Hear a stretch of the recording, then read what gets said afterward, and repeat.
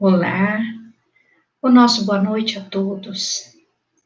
Que Jesus continue nos amparando, iluminando nossas mentes e corações.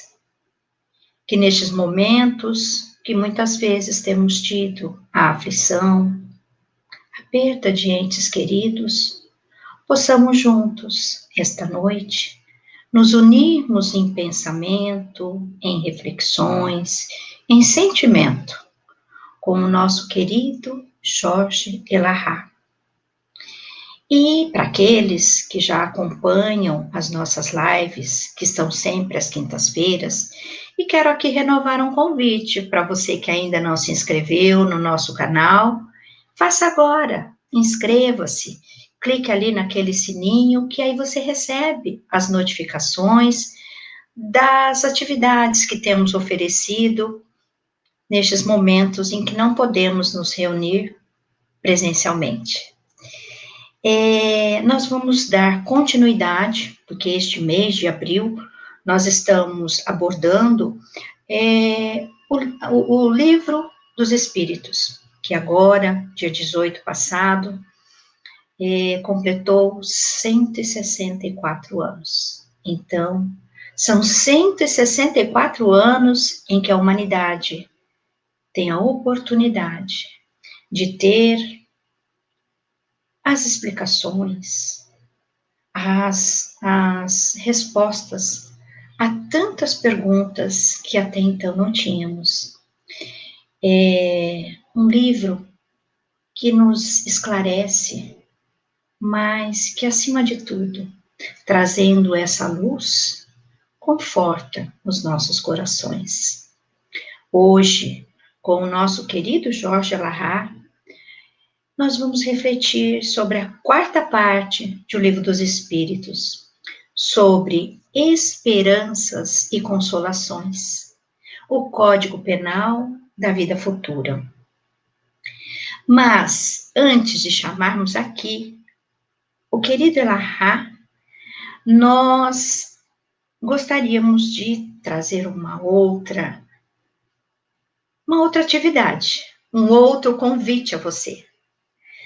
No dia 1º de maio, às 17 horas, como estamos vendo aqui, nós teremos um encontro com o Vinícius Lousada, escritor do nosso primeiro livro do Clube do Livro, Inteligência Espiritual, A Casa sobre a Rocha. Mais à frente nós vamos ter, mais notícias de como faremos, mas você, assinante do Clube do Livro da FEMS, é nosso convidado especial. E você que nos ouve, se ainda não é assinante, procure o centro que você frequenta, faça sua assinatura, e aí, todos os meses, teremos mais um encontro para aprendermos juntos. E por uma questão, de transparência, de respeito a cada um de vocês, nós informamos que a live de hoje está sendo gravada. Ela está sendo gravada por uma questão de agenda. Mas, como nós sabemos, nem por isso ela tem menos sentimento, menos, eu diria assim, menos impacto, Porque eu acho até que ela pesa um pouquinho mais. Porque como muitos de nós temos assistido, o Elahá tem tido muitos compromissos, muitos. Mas, abrindo um espaço na sua agenda, em um horário que pudesse atender aqui a Federação Espírita do nosso estado, ele está gravando conosco para que, à noite desta quinta-feira, nós tenhamos mais um banquete espiritual. Porque esse menino é brilhante. Está aqui conosco, Jorge Elahá Canto. Que nome mais lindo, Elahá. Jorge é nome do meu filho. Elahá Canto. Mas nós o chamamos de Elahá. além de todo o conhecimento que o Elahá tem, muito profundo, ele é uma criatura doce. Ele está sempre disposto a nos auxiliar, nos ajudar, se colocando à disposição, inclusive, para nos auxiliar naqueles desafios que a vida nos oferece. Nós o chamamos aqui de mentes brilhantes. E eu posso contar um segredo aqui para eles, Elahá? Seja bem-vindo, meu querido. É um segredo que vou compartilhar já com vocês. O Elahá veio uma vez aqui a Mato Grosso do Sul, sai à noite de madrugada, voo, sai às 2, chega aqui às 6, aquele tropé. E aí, de repente, o Elahá estava deitado no chão. Aí eu falei, meu irmão, aqui tem uma cama, vamos deitar. Não, é assim que eu relaxo. Então, mais um exemplo para gente desse menino tão querido. E aqui, Elahá, trago o abraço de todos nós, espíritas sul-mato-grossenses, que temos te acompanhado e que temos aprendido muito com você durante essas lives que a pandemia facilitou, né, a todos nós. Então, ela realmente trouxe e tem trazido aqueles desencarnes muito rápido, onde muitas vezes a família passa pela dor, mas temos aqui essa oportunidade de, mesmo sem nos encontrarmos, sem nos abraçarmos, desta forma, levarmos mais esperanças e consolações aos nossos irmãos. Seja bem-vindo, que Jesus te ilumine uma vez mais. Muito obrigada, meu amigo. Muito obrigado a todos, uma boa noite para o nosso pessoal que está aí na técnica da nossa atividade dessa noite. Uma boa noite para você, Darlene. Uma boa noite, Gilberto, e uma boa noite muito especial para todos os companheiros que estão ligados conosco nessa atividade da FEMES, que tem hoje como objetivo a discussão sobre a quarta parte do Livro dos Espíritos, Esperanças e Consolações. Nós, como bem sabemos, nunca tivemos na história da humanidade nenhum momento em que nós não tivéssemos religião sobre a face do planeta. Em todos os períodos em que o homem esteve, desde sua pré-história até os dias atuais, múltiplas foram as doutrinas que apareceram sobre a face da Terra. No Oriente, no Ocidente, antigas ou modernas, o homem sempre esteve coberto pelos conhecimentos espirituais, a fim de que ele pudesse ter mais nitidez naquilo que tivesse que realizar dentro das nossas condições da vida terrena. As religiões foram múltiplas, as verdades até diferentes entre si, os rituais, os paramentos, liturgias, muitas crenças diferentes, mas apesar da diferença entre as religiões, existem 4 pontos fundamentais em todas elas que acontecem em todas as religiões. E o que é uma coisa muito impressionante, porque são povos que nunca se viram, não se encontraram, mas suas doutrinas possuem uma convergência em 4 pontos distintos. Primeiro desses pontos, todas as religiões falam da existência de uma divindade. Todas essas religiões apresentam para nós a ideia de um ou vários deuses, onde existe um que é o criador, embora seja um panteão com vários deuses, tem um que é o que cria, os outros são apenas cuidadores de certas áreas da natureza. Então, existe sempre uma divindade que criou tudo quanto existe, ou seja, a criação seria fruto de seres espirituais. Isso é comum a todas as religiões. Segunda parte que é comum e que é impressionante, todas as religiões, independente desses povos terem contato ou não, afirmam que o homem tem uma parte espiritual, que nós não somos só corpo, que existe em nós algo que, quando a morte vem, esse algo de nós sobrevive e permanece do lado de lá da vida, próximo daqueles que eram seus amores.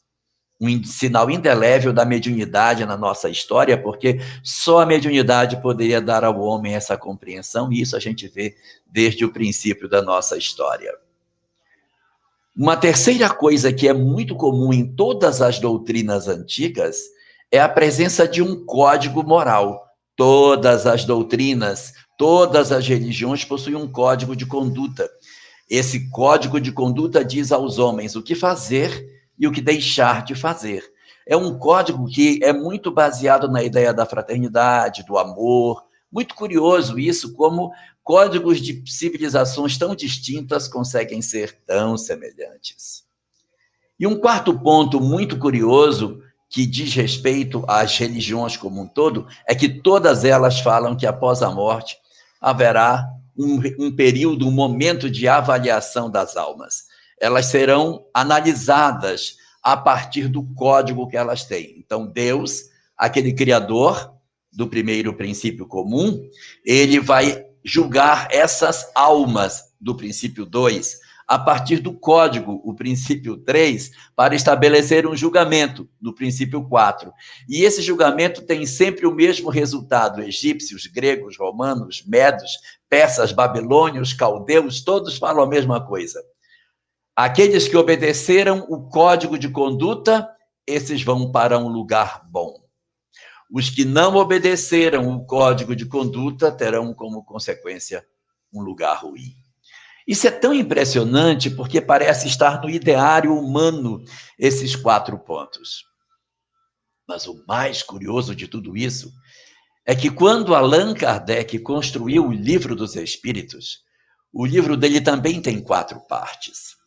A primeira parte dessa obra discute exatamente sobre Deus e a criação, que é o primeiro princípio comum dessas várias doutrinas. O segundo ponto, que é comum a todas as doutrinas, aparece na segunda parte do Livro dos Espíritos, a vida espiritual, onde vai falar da alma, da transmigração das almas, da sorte dos espíritos no mundo espiritual, vai falar sobre essa relação dos homens com os espíritos.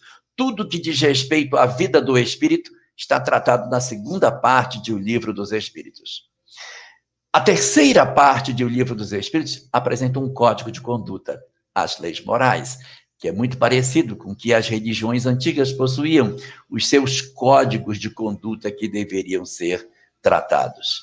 E a última parte do Livro dos Espíritos, das esperanças e consolações, vai trabalhar especificamente o resultado da aplicação desse código de conduta na vida humana.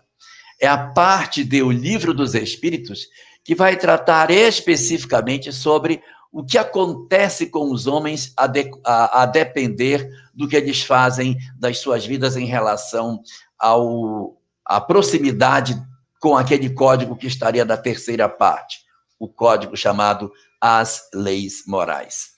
Essa última parte do Livro dos Espíritos, portanto, vai navegar por temas que têm a ver com as nossas penas e os nossos gozos terrenos, que é a primeira parte, o primeiro tomo, o primeiro capítulo dessa última parte, onde vai tratar das penas e dos gozos na terra, das nossas alegrias e das nossas tristezas aqui.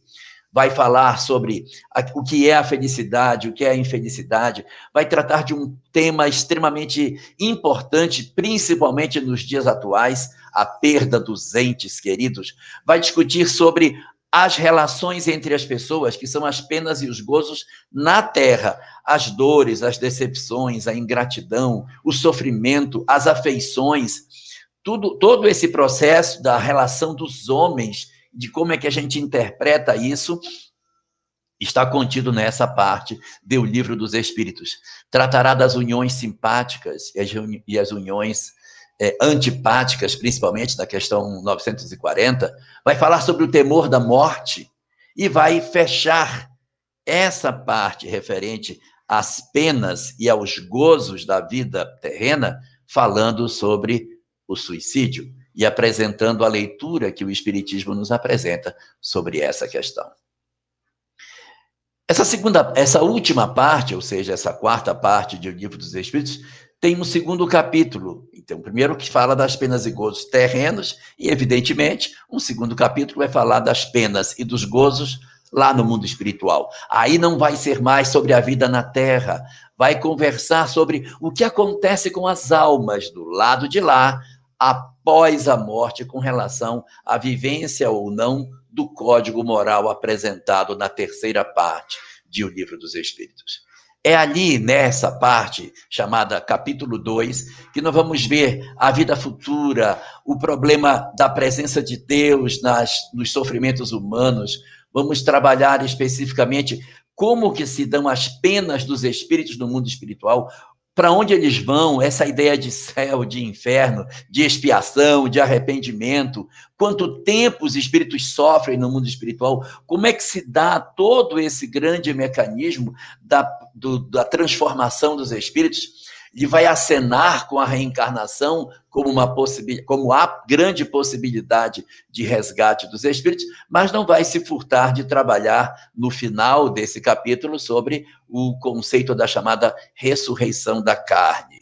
E encerrando toda a discussão que está contida nessa parte, nesse capítulo 2 da quarta parte, ele vai trabalhar um conceito da teologia clássica cristã: o céu, o inferno e o purgatório, chamado nesse capítulo pelo título de Paraíso, Purgatório e Inferno. Então, é um momento muito próximo das discussões religiosas. É a parte do Livro dos Espíritos que mais toca nos conceitos religiosos que se possua.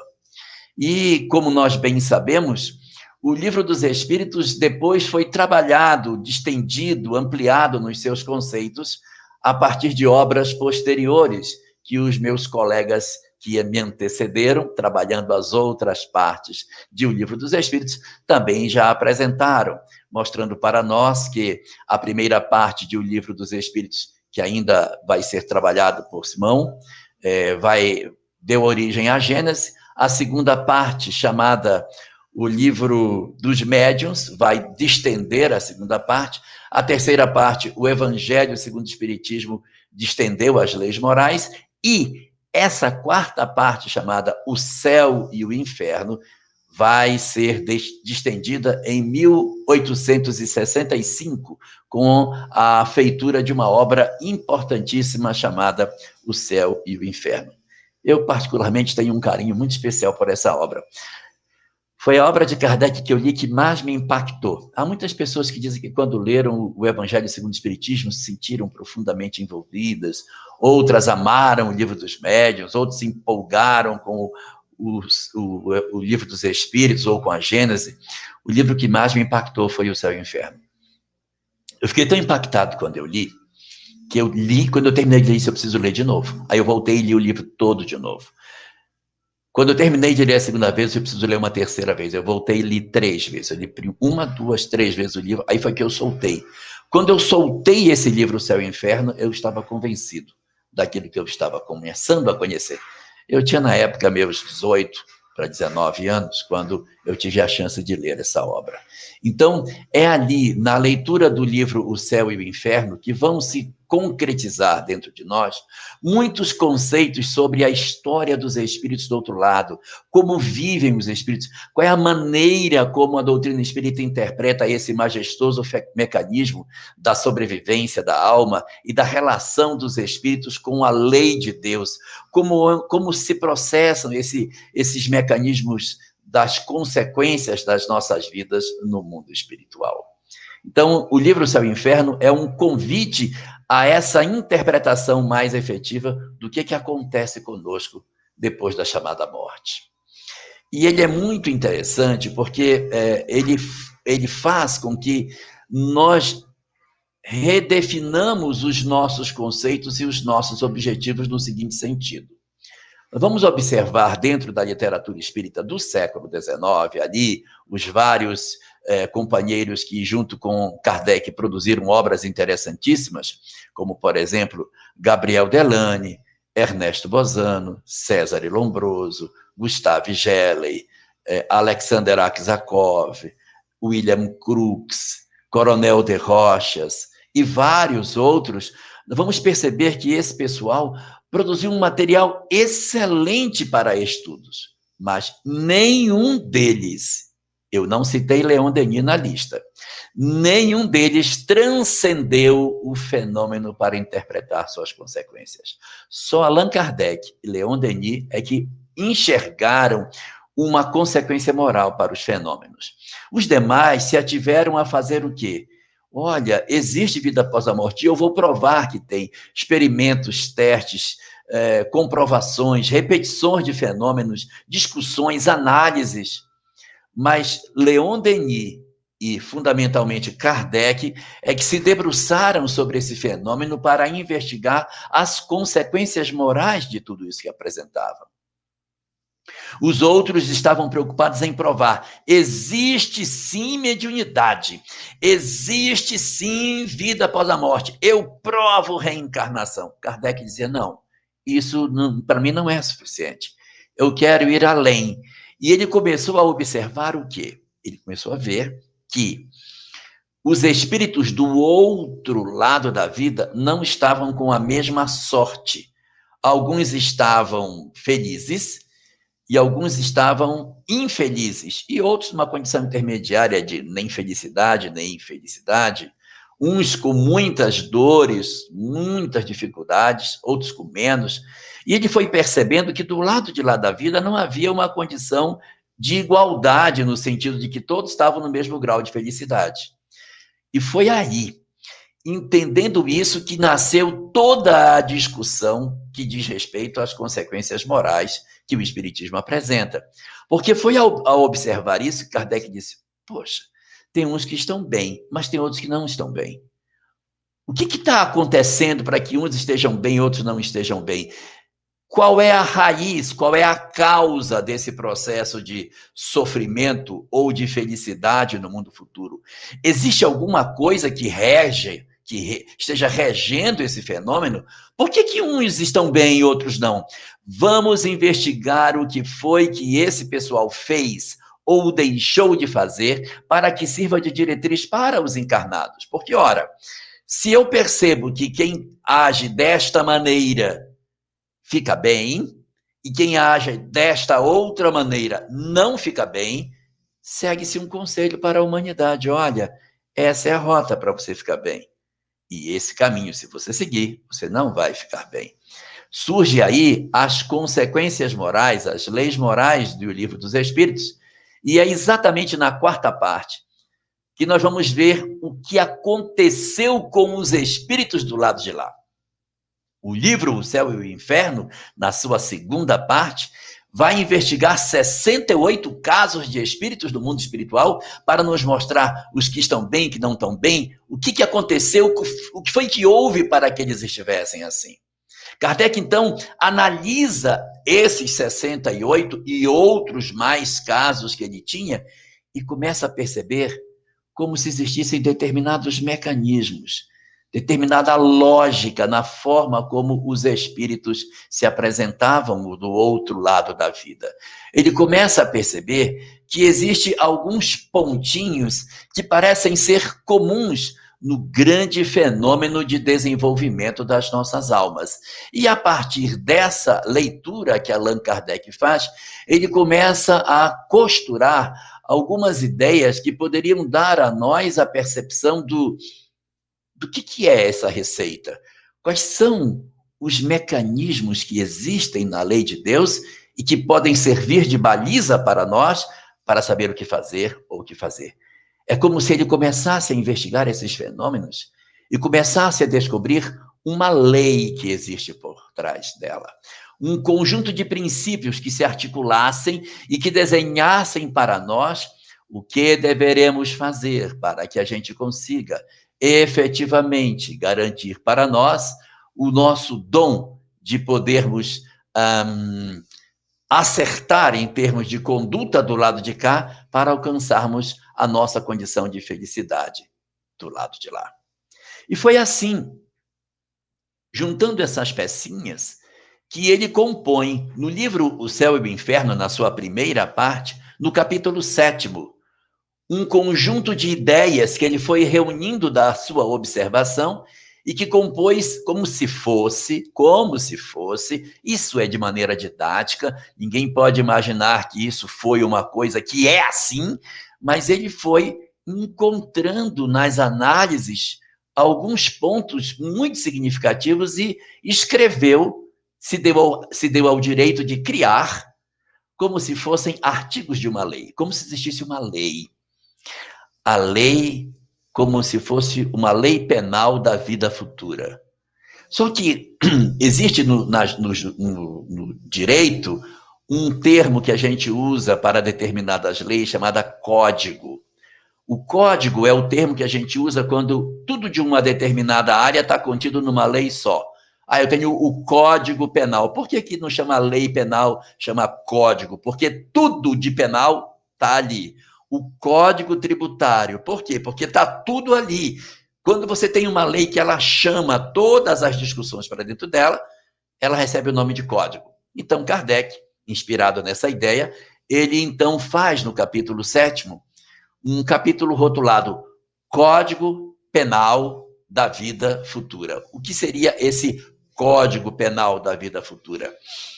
Os princípios que ele enxergou e que, de certa maneira, apontam para nós quais são os sinais que a gente precisa atentar na vida presente para que a gente consiga fazer o bom uso do nosso tempo na Terra. Esse código ele é constituído de 33 artigos, mas não é para ninguém pensar que de maneira absoluta. É um código didático, gente. É tão didático que eu vou me dar o direito de pegar os 33 artigos e transformar em 10 pontos. Dá para a gente ler o código e dizer, eu vou pensar daqui 10 pontos diferentes que, de certa maneira, trazem a ideia geral daquilo que esses 33 artigos como um todo apresentam para nós. Então, primeiro desses 10 pontos, a primeira conclusão que está logo no começo do código, nem todos os espíritos são felizes. Ele diz, nem todos os espíritos encontram a situação de felicidade, mas é o destino de todos os espíritos. Todos nós caminhamos para a felicidade, ou seja, ninguém vai ficar perdido no meio da estrada. Não há ninguém que tenha um destino cruel eternamente para ser uma alma infeliz. Não. Nós todos caminhamos para a felicidade. Isso é um ponto inamovível do começo do código, mas nem todos estão felizes. Nós todos vamos para a felicidade, mas nem todos estamos felizes. Esse é o ponto número 1. E isso é muito consolador, porque às vezes a gente tem um parente que tomou uma decisão equivocada, tomou uma decisão, por exemplo, de um suicídio, e as pessoas dizem, fulano suicidou, vai ser uma alma condenada eternamente ao sofrimento. Não. Nós todos caminhamos na direção da felicidade e, apesar das consequências que ocorrem para o suicídio, nós não podemos negar, todos têm condição de se levantar e se levantarão e serão espíritos luminosos no futuro. Haverão de passar por experiências que vai resolver os dramas e as fragilidades que têm, mas todos se resolverão diante da misericórdia de Deus. Então, todos nós temos um encontro marcado com a felicidade, mas nem todos nós nos encontramos em condição de felicidade hoje no mundo espiritual. Dá para perceber que uns estão mais, outros estão menos. Ponto número 1. Ponto número 2. Qual a razão de alguns não estarem na felicidade, enquanto que outros gozam de felicidade? Qual é o elemento que a gente enxerga que justifica que uns sejam felizes e outros não sejam felizes? Esse ponto é a imperfeição humana. Kardec percebe que a imperfeição do homem é o grande sinal que marca a condição de felicidade ou de infelicidade. Aqueles de nós que somos mais cheios de imperfeições morais, apresentamos do outro lado da vida mais sofrimento. Os que lutam contra as suas imperfeições, que mantêm uma vida mais coerente, que se esforçam para se alinhar mais perto daquele código moral que está bem apresentado na terceira parte do Livro dos Espíritos, esses vivem de maneira mais feliz. Então, eu tenho felicidade e infelicidade a depender dessa condição. Um parêntese na história, na parte segunda do Livro dos Espíritos, ele traz 18 casos de espíritos felizes. E eu procurei investigar o que esses 18 espíritos felizes tinham de comum para justificar a situação que eles estavam. Eram homens e mulheres, velhos, novos, do Ocidente, do Oriente, ricos e pobres, espíritas ou não. Eu não conseguia descobrir o que era. Pegando as biografias de todos eles, quando eu fui anotar, há uma palavra que está presente nas biografias. A palavra chama-se prestativo. Todos eles eram preocupados com o próximo. Então, se alguém quer encontrar alguma condição de felicidade na vida futura, aí está a chave. Essa presteza na preocupação com o semelhante é que liberta, dá a libertação, dá a condição de liberdade e de ventura para as nossas almas. Demorei demais para descobrir isso, porque não percebi que a frase já estava pronta. Fora da caridade, não há salvação. Próximo ponto. O terceiro ponto que a gente encontra nesse Código Penal é com relação a uma coisa muito bonita, é que a lei de Deus não tem privilégios. Não haverá nenhum espírito é criado em condição especial. Toda a condição de felicidade ou infelicidade é conquista do indivíduo. Nós aqui fazemos o esforço. Isso é lindo, porque se eu vejo um espírito com uma determinada condição espiritual, é porque ele é uma alma que lutou para superar as suas imperfeições. É daí que vem a autoridade moral que os espíritos superiores têm diante das almas mais imperfeitas, porque elas se curvam diante deles porque sabem que aquilo foi conseguido através de esforço. Sabe que não foi gratuito, sabe que não houve nenhum dom particular de Deus para que determinadas almas fossem mais e outras fossem menos do que as outras. Não. Todos nós, efetivamente, somos marcados pela lei de Deus para sermos espíritos marcados para a felicidade, sem privilégios, mas procurando cada um de nós lutar contra as nossas imperfeições. Isso é muito belo. Quarto ponto que a gente retira de dentro desse Código Penal da vida futura é que podemos cometer a falta que cometermos, podemos fazer a bobagem que fizermos, independente do que a gente venha a fazer, nunca seremos abandonados por Deus. Não é lindo isso? Você saber que mesmo você tendo condição de efetivamente fazer muita besteira, não haverá um momento que Deus diga, olha, eu cansei de você. Eu não tenho mais condição de lidar com as suas imperfeições. Eu estou desistindo de ti. Isso não vai acontecer, ou seja, Deus não abandona os seus filhos. Ele continua o tempo todo cuidando de nós. E, nesse sentido, existe uma frase, está até no artigo 29 desse código, que diz que a misericórdia de Deus é infinita, mas não é cega. Ou seja, Deus vai oferecer recursos quando for preciso, mas ele não é cego a ponto de passar a mão na cabeça. Você tem que fazer esforço para poder vencer. Próximo ponto, nosso quinto ponto, é que quando estamos na vida terrena, nós temos muitas preocupações e até nos desligamos da nossa questão espiritual. No mundo dos espíritos, isso não vai acontecer. Nós temos um foco todo voltado para a nossa melhoria íntima, porque nós só temos isso. Então, tudo que a gente viveu e que a gente nunca deu atenção aparece de maneira muito mais intensa. Nossas imperfeições morais ficam muito mais visíveis a nós depois da nossa desencarnação, porque nós temos, a partir do momento da nossa chamada morte, um encontro com a nossa consciência permanente. Ninguém tem mais que comprar gás, levar menino na escola, pegar menino não sei aonde, pagar a conta. Não tem. Você tem só você com você mesmo. Então, o foco é um outro ponto muito importante dentro dessa discussão, o nosso quinto elemento significativo dentro do Código Penal da vida futura. Sexto ponto para nós, o castigo. Essa palavra, por sinal, é muito usada, né, dentro da literatura da obra básica, o castigo. E algumas pessoas se incomodam porque é uma expressão muito própria das leituras mais teológicas do cristianismo, castigo, castigo, Deus castigará, receberá o castigo de Deus e tal. É verdade, tem tudo isso que estão falando é verdade. Mas falta a gente observar a questão 1009 de O Livro dos Espíritos. Nessa questão, Allan Kardec pergunta aos espíritos, e a resposta é longa, e tem um dos parágrafos da resposta que diz assim: e o castigo? O que é o castigo? Ponto de interrogação. É a consequência natural de um mau passo. Então, o castigo não é uma coisa arbitrária, que Deus saiu do seu trono refulgente e disse: hoje eu vou dar um passeio para ver quem está fazendo acho que eu vou castigar. Não, é a consequência natural de um mau passo. Então, é a consequência das coisas. E aí nós vamos ter o chamado castigo, que aparece em alguns artigos que fazem parte do Código Penal da Vida Futura, aonde você vai encontrar ali os castigos que são infligidos aos espíritos.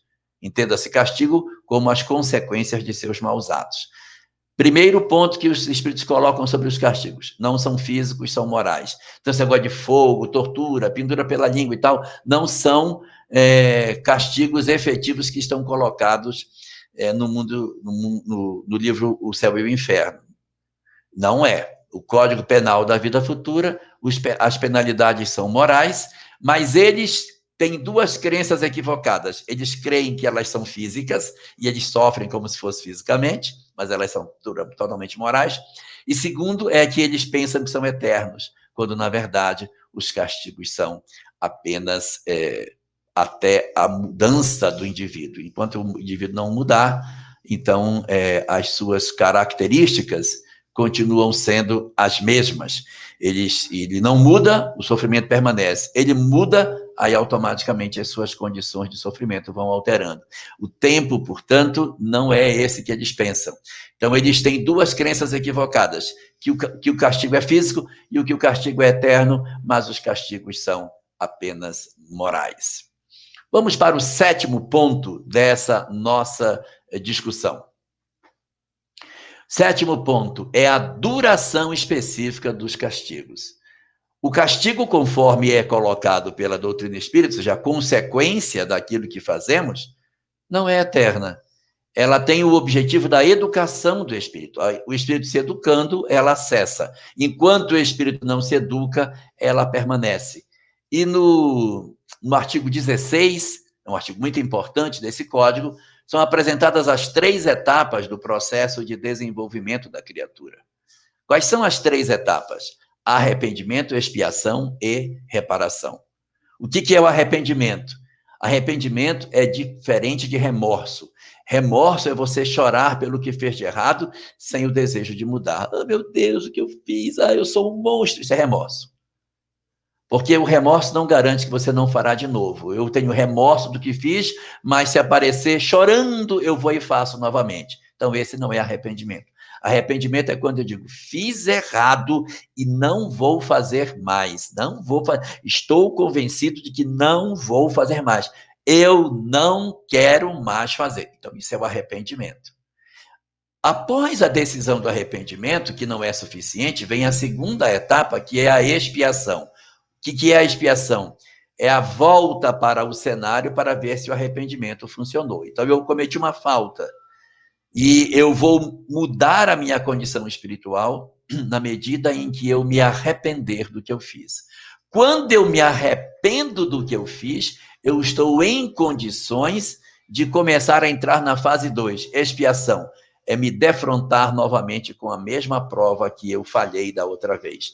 Digamos que eu falhei porque eu peguei dinheiro dos outros. Digamos que eu falhei porque eu matei alguém, eu odiei alguém. Então, eu tenho uma falta que eu cometi e eu reconheço que eu errei. Essa falta, portanto, ela retorna para a minha vida. Eu retorno a experimentar essa mesma falta para saber se o arrependimento foi verdadeiro. Isso chama-se expiação.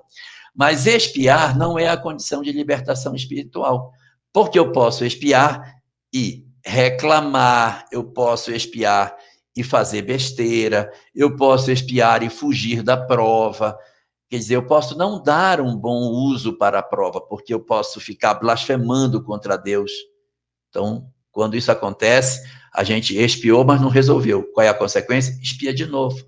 Vai expiar, ou seja, vai reencontrar sua prova tantas vezes quantas se fizerem necessárias até alcançar a terceira etapa, que é a reparação. É fazerem bem o mal que se fez anteriormente. Vamos considerar que eu tive uma pessoa que eu odiei muito, odiei demais essa pessoa, tinha um ódio terrível. E como eu odiava demais esse indivíduo, ele renasceu na minha família na encarnação seguinte. Ele foi nascer como meu filho, mas eu não consegui amá-lo e eu tive uma relação péssima com esse filho. Desencarnou, aí você se arrependeu? Foi, me arrependi, mas eu não consegui passar na expiação. A expiação repete. Ele vem como filho, vem como irmão, vem como primo, vem como pai. Ele vai trocando de posição dentro do lar, fora do lar, e você vai expiando, tendo a possibilidade de repente, resolver o problema ou não resolver o problema. Enquanto a expiação acontecer e o indivíduo não resolver o problema que ele tem para resolver, a expiação se repete. Há pessoas que passam diversas encarnações mascando a mesma experiência, porque expia, mas não resolve, expia, mas não resolve, expia e não resolve, até que ele consiga efetivamente renascer próximo desse indivíduo, do caso que eu estou contando, e transformar o desamor que existia em amor. Quando nós fazemos isso, nós temos condição de efetivamente melhorarmos a nossa condição espiritual. É o dom que o Espírito nos concede de nós mudarmos a nossa história de vida a partir das condições que a lei de Deus nos concede. Se nós pudéssemos, de alguma forma, fazer o trabalho de mudança interior dos nossos corações diante das nossas provas, o nosso período de expiação seria menor. Por quê? Porque a gente expiaria e logo se recuperaria. Quando a gente não se recupera do mal que a gente fez, então a prova se repete indefinidamente.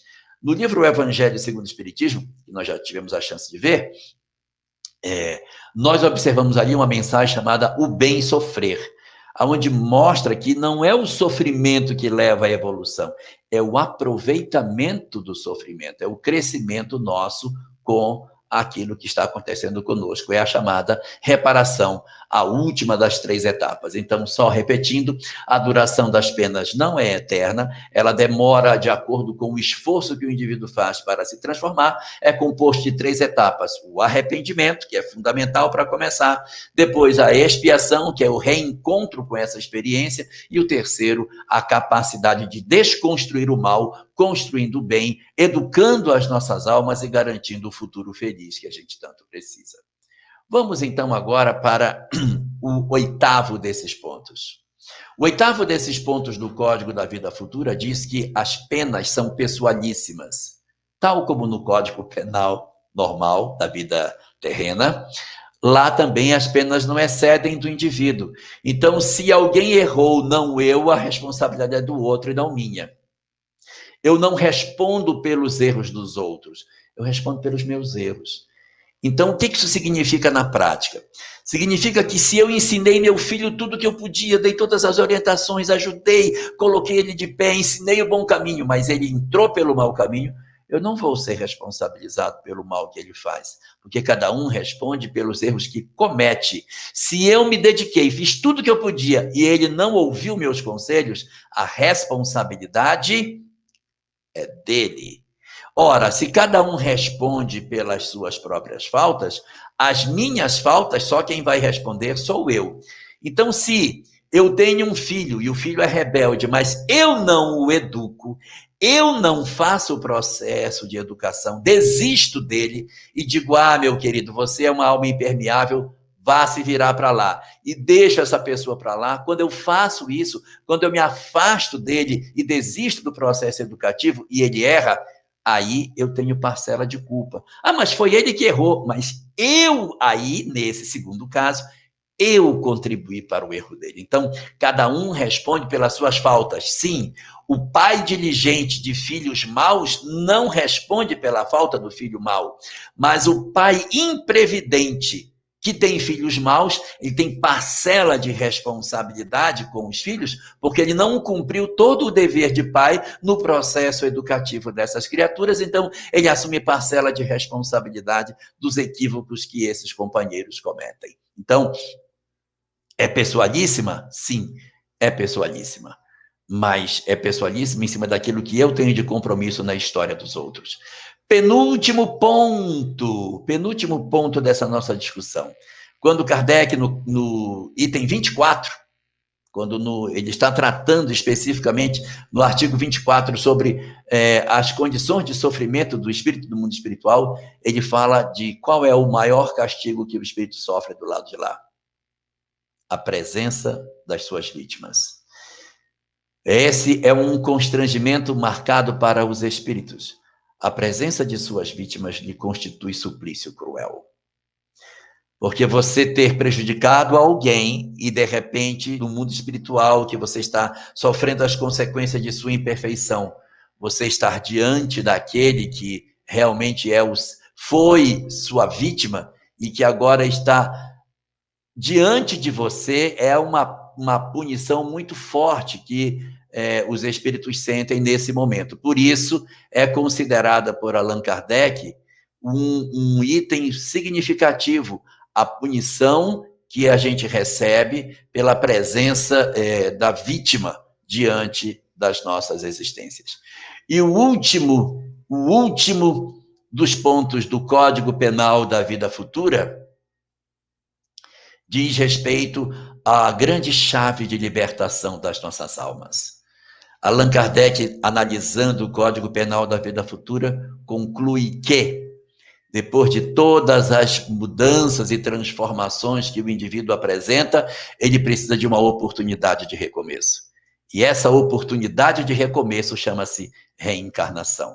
E a reencarnação é sinalizada no Código Penal da Vida Futura como a grande oportunidade de recomeço, onde Deus, derramando misericórdia sobre todos nós, nos oferece o beijo do seu amor, e através desse beijo nós esquecemos parte do nosso passado e podemos retornar à vida física para conseguir fazer o exercício de consertar aquilo de errado que fizemos, aprender coisas novas com as nossas provas e também oferecermos exemplos com as nossas ações de missão na Terra.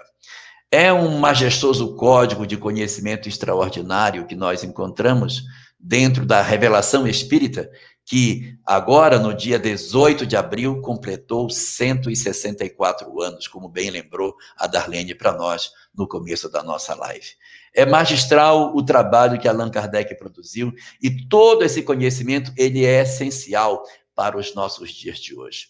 E só para concluir a minha fala, eu gostaria de ler para nós, já que nós estamos tratando da última parte do Livro dos Espíritos, eu gostaria de ler um pedacinho. Esse pedacinho que eu vou ler é a última parte da conclusão de O Livro dos Espíritos. É como o livro termina, o livro vem, o livro não tem que acabar. Então, o último período da última parte de O Livro dos Espíritos, assinada por Santo Agostinho. Eu brinco dizendo que essa parte nem existia na obra, mas quando o livro ia fechando, Santo Agostinho disse, não, espera, eu quero escrever um texto, porque daqui a 164 anos, no Brasil, vão precisar dessa frase, e eu já quero deixar ela escrita, porque os brasileiros precisarão demais dessa frase para nortear as suas vidas no momento crucial da sua sociedade.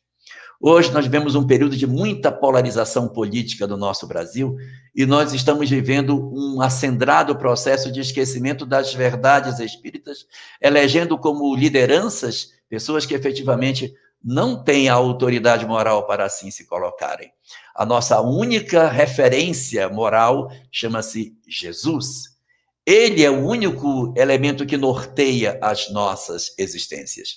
E por isso, eu gostaria de deixar aqui, para encerrar a nossa discussão de hoje, a frase com a qual Santo Agostinho fecha o Livro dos Espíritos. Reflitamos nela e façamos uma leitura para dentro de nós próprios. Diz Santo Agostinho: jamais os bons espíritos foram os instigadores do mal.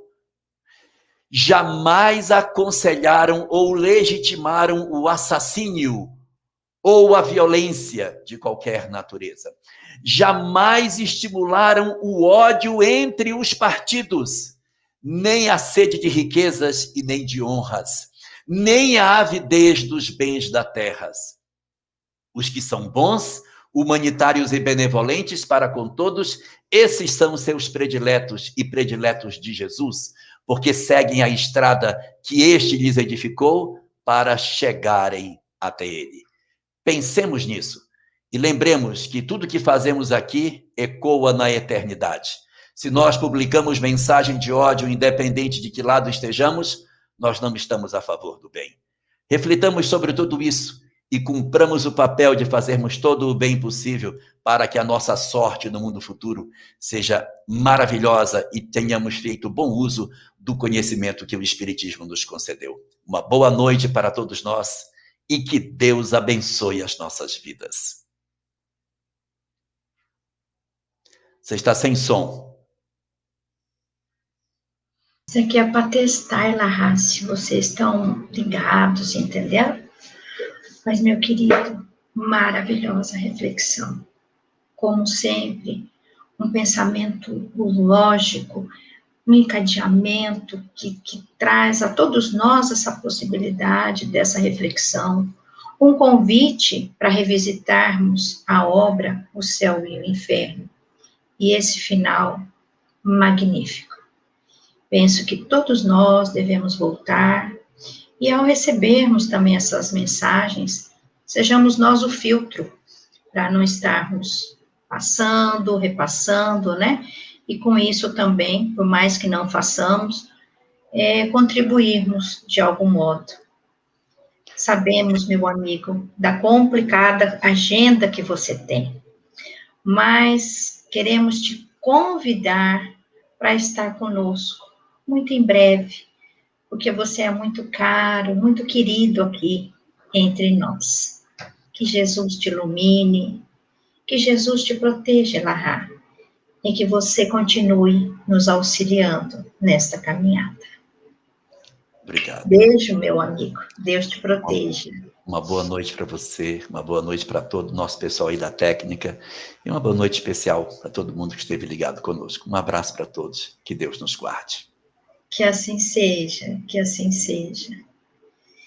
Meus amigos, encerrando mais esta live, queremos agradecer. A gente agradece as pessoas da técnica, aos nossos convidados, mas queremos agradecer a você, que tem acompanhado essas lives da FEMES, onde temos compartilhado abraços, ideias, sentimentos de saudade, de amor e de gratidão. E, desse modo, queremos convidá-lo para estar conosco na semana que vem, para ouvirmos juntos o Simão Pedro, que fará a reflexão com o tema Deus, Espírito e Matéria. A primeira parte de O Livro dos Espíritos, trabalhado na última obra, a Gênese. Então, até lá, recebam o nosso abraço, o nosso carinho e um beijo carinhoso a cada um de vocês. Até lá, meus amigos. Até semana que vem.